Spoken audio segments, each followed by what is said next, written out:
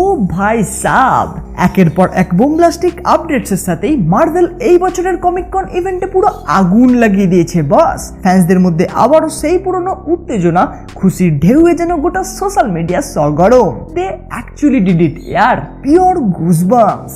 আরডিজের এমসিইউতে রিটার্ন থেকে শুরু করে থান্ডারবোল্টস এর ট্রেলার, রুসো ব্রাদার্স এর কামব্যাক থেকে শুরু করে ফ্যান্টাস্টিক ফোরের কিছু ফুটেজ, সব মিলিয়ে এক নতুন আশার আলো যেন জেগে উঠলো সবার মনে। তাই সেই সব কিছুই তাহলে ডিটেলে জেনে নেওয়া যাক আজকের ভিডিওতে। তো সবার প্রথমে এখনকার সবচেয়ে বড় নিউজ, ফাইনালি ফ্যান্সদের লম্বা প্রতীক্ষার অবসান ঘটিয়ে আরডিজে এবার অফিসিয়ালি ভাবে এমসিইউতে রিটার্ন করতে চলেছে। New mask but same task. I mean, যে অ্যাভেঞ্জার্স 5 মুভিকে নিয়ে এত হাজারো কনফিউশন চলছিল, গতকাল এসডিসিসির মঞ্চে তাকে অ্যাভেঞ্জার্স ডুমসডে টাইটেল প্রদান করা হলো, যাতে আরডিজে কে আমরা অ্যাজ ডক্টর ডুম দেখতে চলেছি। Yes, it's true. শুধু তাই না, the OGs I mean Russo ব্রাদার্সরাও কিন্তু এমসিইউতে রিটার্ন করতে চলেছে। Upcoming Avengers Doomsday, Avengers Secret Wars, এই দুই মুভি কিন্তু তারাই ডিরেক্ট করতে চলেছে। আর কি বা চাওয়ার থাকতে পারে বস, আভি মজা আয়েগা না ভিরু। বাকি এছাড়াও আপকামিং আরো 3 মুভি রিলেটেড নানান ডিটেলস, সাথে স্পেশাল ট্রেলার আর ফুটেজও কিন্তু তারা শেয়ার করে।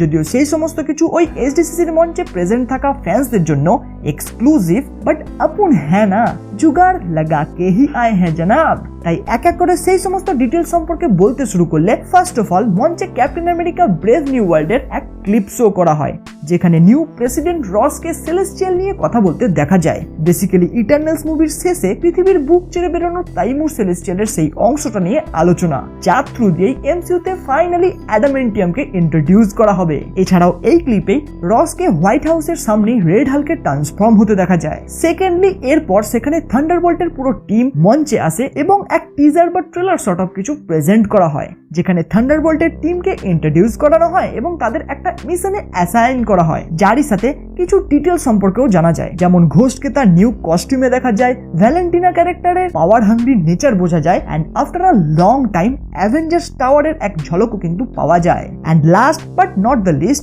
আপকামিং ফ্যান্টাস্টিক ফোর মুভির এক নিউ টাইটেল রিভিল করা হয়, ফ্যান্টাস্টিক ফোর ফার্স্ট স্টেপস। সে যাই হোক, এই মুভির ডেডিকেটেড শুটিং নেক্সট মঙ্গলবার থেকে শুরু হবে বলে শোনা গেল, বাট এরও এক এক্সক্লুসিভ ফুটেজ কিন্তু ওই মঞ্চে পেশ করা হয়, যেখানে মুভির 4 হিরোর বেসিক ইন্ট্রোডাকশন সর্ট অফ দেখানো হয়, তারই সাথে গ্যালাক্টাসের ফার্স্ট লুক জাস্ট এক ঝলক দেখানো হয়। এন্ড ইন্টারেস্টিংলি সেই সিনে গ্যালাক্টাসকে এক বড় বিল্ডিং এর কাঁচ দিয়ে উঁকি মারতে দেখা যায়। জাস্ট থিঙ্ক অ্যাবাউট ইট, সিনের স্কেলটার কথা জাস্ট ভাবো ইয়ার।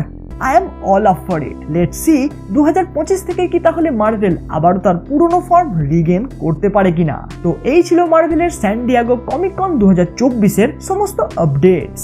ভিডিওটা ভালো লেগে থাকলে একটা লাইক। বাই দ্য ওয়ে, গত শুক্রবার রিলিজ হওয়া ডেডপুল অ্যান্ড উলভারিন মুভির ডেডিকেটেড স্পয়লার ফ্রি রিভিউ চ্যানেলে অলরেডি আপলোড করা আছে।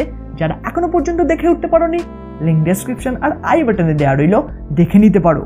বাকি সুপসাকা ইউটিউব চ্যানেলকে এখনো পর্যন্ত সাবস্ক্রাইব করে না থাকলে জলদি করে নাও, এমনই নিত্য নতুন কন্টেন্ট, সুপার হিরো কন্টেন্ট বাংলায় দেখার জন্য। দেখা হচ্ছে খুব শীঘ্রই পরবর্তী কোনো আরো ইন্টারেস্টিং ভিডিওতে। Till then, bye by.